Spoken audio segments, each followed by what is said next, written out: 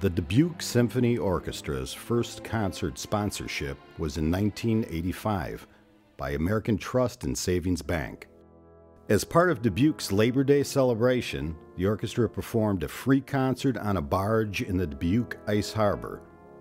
It was the first Pops concert the orchestra ever performed and was very well received by the Dubuque community. And so they decided to put us on a barge with the audience on the shore looking at us down onto the river.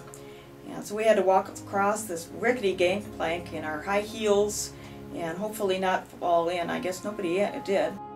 And one of the especially funny things, sometimes our music would blow into the water if it wasn't secured. And we had to kind of scramble to see if somebody had another copy of the music in their folder so that we didn't miss that part. 1986 to 1987 was the first season the Dubuque Symphony Orchestra had sponsorships for the Classics Concert Series. Businesses, as well as individuals who elected to sponsor concerts with a gift of $250 or more, were listed in the concert program. Many of those first concert sponsors continue to support the orchestra today, if not with a concert sponsorship, then through a season subscription, annual donation, and/or endowment donation. These first sponsors laid the groundwork for what is now a very successful sponsorship program.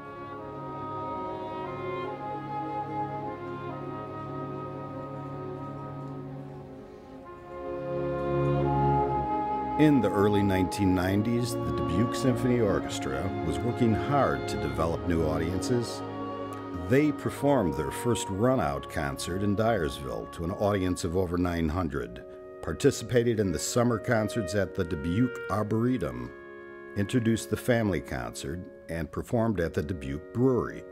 One of the Dubuque Symphony's most exciting opportunities during this time was when the orchestra traveled to Spillville, Iowa, to perform at the Dvorak Music Festival.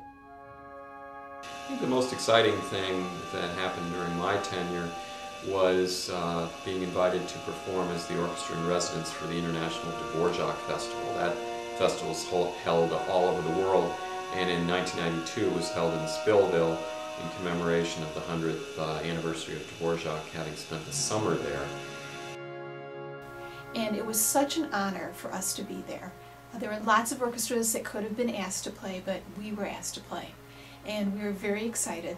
We got on the bus in Dubuque and rode up on 52 on the bumpy and curvy roads. And then we got into Spillville and they said, "Oh, sorry, you're going to have to walk now," because the roads were blocked off because there were so many people. It was like a big festival atmosphere. There were people from Czechoslovakia there. It was very exciting, although it was a little tiring in our, to trip and troop all the way over to the high school. And we performed there and in the local high school, and I remember it was about 95 degrees, and we were all dying during the performance. It was so hot.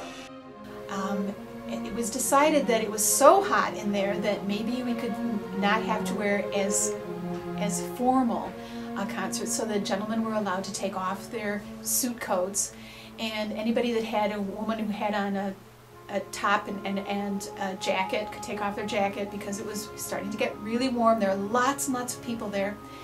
And we started playing, and then we started sweating, and we started playing some more, and we sweat some more, and then it's dripping down our backs and every other place. And we're just trying to play and shift without, like slurping all over the place. But we did it, and we played the New World Symphony, we played some Slavonic dances, and it was just so exciting, although very hot, to play in Spillville for this commemoration of Dvorak's 100th anniversary.